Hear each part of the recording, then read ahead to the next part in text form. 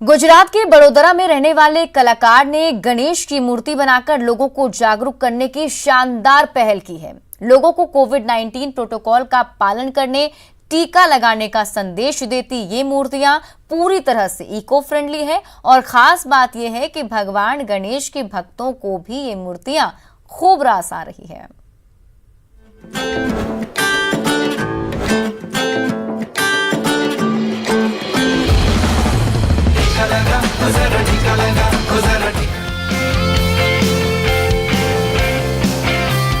ये हैं गुजरात के बड़ोदरा में रहने वाले कलाकार दक्षेश जांगीड़। दक्षेश एक पेशेवर मूर्तिकार हैं। वो हर साल गणेश उत्सव के मौके पर गणपति की मूर्तियां बनाते हैं। इस साल भी दक्षेश ने भक्तों के लिए गणपति की मूर्तियां बनाई है, लेकिन इस बार की मूर्तियां खास है। दक्षेश ने कोविड महामारी को देखते हुए इस साल ऐसी मूर्तियां बनाई है जो लोगों को कोरोना महामारी के खिलाफ सचेत कर रही है। उस पर खास बात यह है कि दक्षेश की बनाई गई भगवान गणेश की तमाम मूर्तियां इको फ्रेंडली हैं। मैंने ये गणपति के रिलेटेड और ये जो 2 साल से कोविड का सीन जो चल रहा था उसको लेके मैंने एक लॉकडाउन के ऊपर गणपति रेडी किए हैं। साथ में दूसरी जो थीम है जो मैंने बनाई ऑनलाइन स्टडी के ऊपर, और साथ में वैक्सीनेशन के ऊपर मैंने थीम के ऊपर गणपति रेडी किए हैं। दक्षेश की बनाई गई मूर्तियों में किसी में भगवान गणेश को वैक्सीन की शीशी पर बैठे हुए दिखाया गया है, तो किसी मूर्ति में गणपति के बगल में सिरिंज रखा गया है, तो किसी मूर्ति के हाथों में मास्क है। इतना ही नहीं, दक्षेश ने गणपति की मूर्तियों के साथ कोरोना वॉरियर्स की छोटी मूर्तियों को भी जोड़ा है। मूर्तिकार दक्षेश का कहना है कि इस साल गणेश उत्सव के मौके पर वो लोगों को सुरक्षित रहने और कोरोना की तीसरी लहर से बचने का संदेश देना चाहते थे, और इसके लिए इन्हें गणेश चतुर्थी का मौका सटीक लगा। ये कोरोना का 3rd वेव भी आ रहा है, तो उसके रिलेटेड माइंड में कुछ था कि कुछ मैसेज पास करना चाहिए, जैसे कि हमें मास्क भी पहनना ज़रूरी है, कोरोना के ये हमें सोशल डिस्टेंसिंग का पालन करना भी ज़रूरी है, साथ में वैक्सीनेशन हो जाए तो भी अच्छा रहेगा। इन सब चीज़ों को कंबाइन करके गणेशोत्सव के साथ में अगर कुछ मैसेज दे सकता था तो ये मूर्ति मैंने रेडी किया है। आपको बता दें कि सरकार ने इस साल कोरोना प्रोटोकॉल का पालन करते हुए लोगों को त्योहार मनाने की छूट दी है, और ये बेहद जरूरी है कि लोग कोरोना प्रोटोकॉल के नियमों का पालन करें। ऐसे में मूर्तिकार दक्षेश जांगीड़ की ये कोशिश वाकई बेमिसाल है। उम्मीद है लोग इनकी बनाई मूर्तियों में छिपे संदेशों को समझेंगे और कोरोना की तीसरी लहर के खतरे को कम किया जा सकेगा। Bureau report, news 18 network.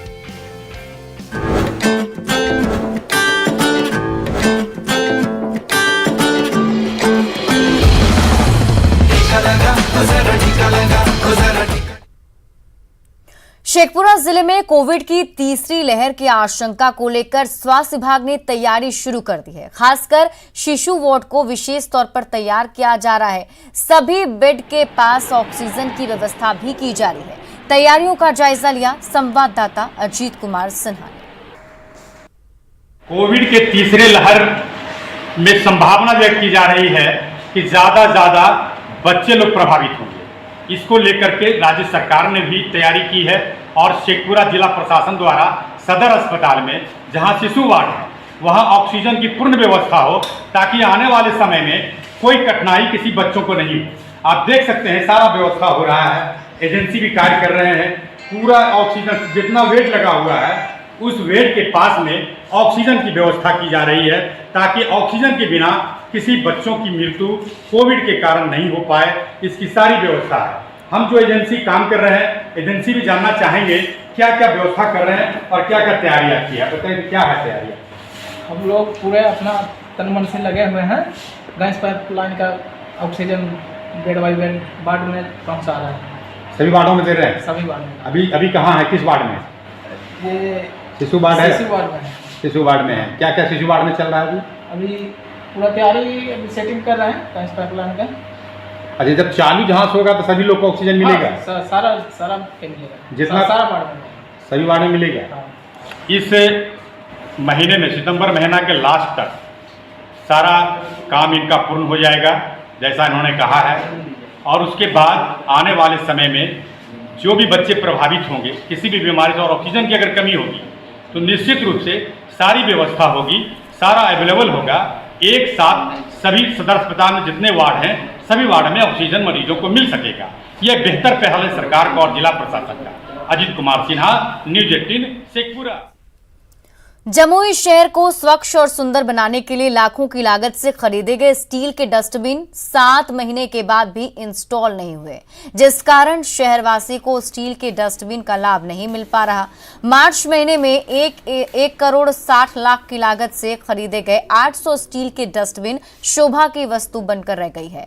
नगर परिषद कार्यालय के एक हॉल में रखे डस्टबिन का जायजा लिया सहयोगी केसी कुंदन ने। जमुई शहर में स्वच्छ भारत अभियान को बल देने के लिए 1 करोड़ 60 लाख की लागत से 7 महीने पहले डस्टबिन खरीदे गए थे, स्टील के डस्टबिन। लेकिन देख सकते हैं कि वो डस्टबिन कहाँ है। कार्यालय मुख्य स्वच्छता निरीक्षक नगर परिषद का यह कार्यालय है और यहाँ पर ये डस्टबिन रखे गए हैं जो 7 महीने पहले 1 करोड़ 60 लाख रुपए सरकारी खर्च कर खरीदारी हुई थी। गीला कूड़ा के लिए अलग, सूखा कूड़ा के लिए अलग। बताया गया है कि एक डस्टबिन में 28,000 रुपये की खर्च बताई गई है और यह महीनों पहले 7 महीने पहले खरीदारी की गई थी, लेकिन अभी तक यह डस्टबिन जगह जगह पर इंस्टॉल नहीं हुआ है। कभी निजी गोदाम में तो कभी नगर परिषद के कार्यालय के हॉल में शोभा की वस्तु बनी कर रह गई है। सवाल उठता है कि आखिर इसकी खरीदारी अगर हुई थी तो इसको इंस्टॉल क्यों नहीं किया गया। महीनों पहले खरीदारी हुई, लेकिन इससे शहरवासी इससे लाभ लेने में अभी तक वंचित है, जबकि यह स्टील का डस्टबिन खरीदा गया था और खरीदारी हुई थी कि शहर में स्वच्छ भारत और साफ सफाई पर ध्यान दिया जाएगा। अब सवाल उठता है कि आखिर यह 7 महीने से कभी किसी गोदाम का तो कभी किसी गोदाम में क्यों जा रही है। जमुई नगर परिषद में पहले भी मैं बता चुका हूं एक बार और कि यहाँ पे केवल सामान खरीदने का होड़ लगा रहता है, लेकिन कहीं लगाना है नहीं इसको, और केवल यहाँ पे पैसे की उगाही के लिए सामान खरीदा जाता है। और आप रोड पे जाएंगे तो कूड़े का अंबार लगा हुआ है। अगर आज ये डस्टबिन रोड पे अगर इंस्टॉल हो गया होता जगह जगह पे, तो रोड पे कूड़ा कचरा नजर नहीं आता। स्वच्छ भारत अभियान को बल दिया जाएगा, लेकिन जब ये स्टील के डस्टबिन जब इंस्टॉल नहीं होंगे, लगाए नहीं जाएंगे, तो इसका इस्तेमाल लोग कैसे करेंगे। सवाल उठता है कि नगर परिषद एक डस्टबिन की कीमत 28,000 रुपये बता रही है।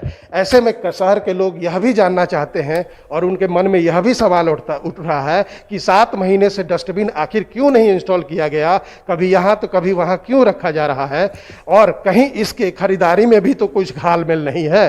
केसी कुंदन, न्यूज़ 18 जमुई। अररिया सदर के बैरगाछी ओपी क्षेत्र के माधोपारा में बीते 2 अगस्त को 14 साल के किशोर का शव सड़ी गली हालत में बरामद हुआ था। पीड़ित पक्ष ने बैरगाछी ओपी में 7 लोगों के खिलाफ नामजद प्राथमिकी दर्ज करवाई थी, लेकिन 1 महीने बीतने के बावजूद नसीम हत्याकांड का खुलासा पुलिस नहीं कर सकी। पीड़ित परिजनों से बातचीत की अररिया संवाददाता सतीश कुमार ने। कहाँ मिला था? बैरगाछी के युवक नसीम की हत्या के 1 महीने के बाद भी पुलिस के हाथ खाली हैं।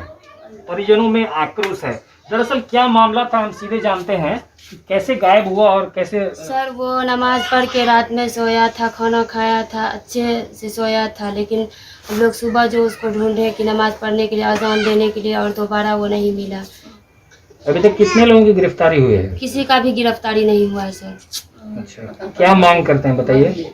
मांग कोई नहीं करता है, वो लोग यही कहता है कि इसी अपने में सुलझा लेंगे बात को, इसी यही सब मांग करता है। और कोई कौन बोलता है सर, जिसने ये किया है। सजा देना था बेटा में, हमारा बेटा जिनको सजा खत्म क्या दिला, उनको सजा होना चाहिए। सजा होना चाहिए। अब देखना है कि मृतक के परिजनों की गुहार जो है पुलिस कब तक सुन पाती है। सतीश कुमार, न्यूज़ 18 बैरगाछी अररिया। मुख्य पर आरोप लगाया गया है, उस पर अभी तक साक्ष्य उसी पर आ रहा है। ऐसे अन्य बिंदुओं पर भी साक्ष्य कलेक्ट किया जा रहा है और जल्द ही उसमें उद्भेदन करते उसमें गिरफ्तार कर लिया जाएगा। सीतामढ़ी नगर निगम के सफाई कर्मचारी निगम कार्यालय में पिछले कई दिनों से विरोध प्रदर्शन कर रहे हैं। इतना ही नहीं, हड़ताली कर्मचारियों ने नगर निगम के कार्यालय में ताला भी जड़ दिया है। साथ ही मांग पूरी नहीं होने पर पूरे शहर को नरक बनाने की चेतावनी दी है।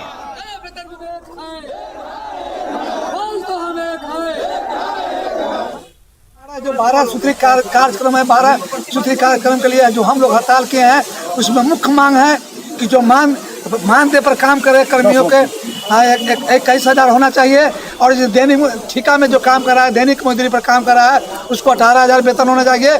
जब तक ये नहीं होगा तब तक हम लोग का हड़ताल जारी रहेगा। और फिलहाल इस बुलेटिन में अभी के लिए बस इतना ही, लेकिन न्यूज़ 18 बिहार झारखंड पर खबरों का सिलसिला लगातार जारी है।